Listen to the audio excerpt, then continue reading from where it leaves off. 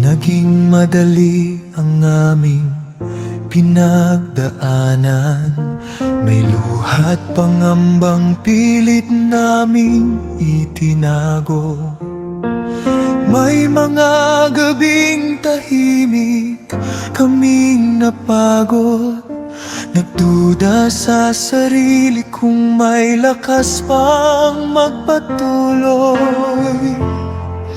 Ang bukas ay atin, kahit may takot sa dibdib. Bitbit ang pangarap at aral ng pag-ibig. Hindi kami nag-iisa sa aming paglakad. May mga pusong patuloy na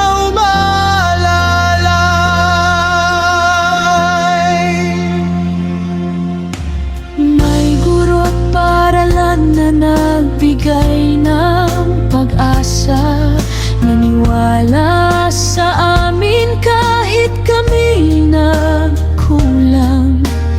At mga magulang na walang sawang nagtiwala sa bawat sakripisyo, pagod at pag-alaga.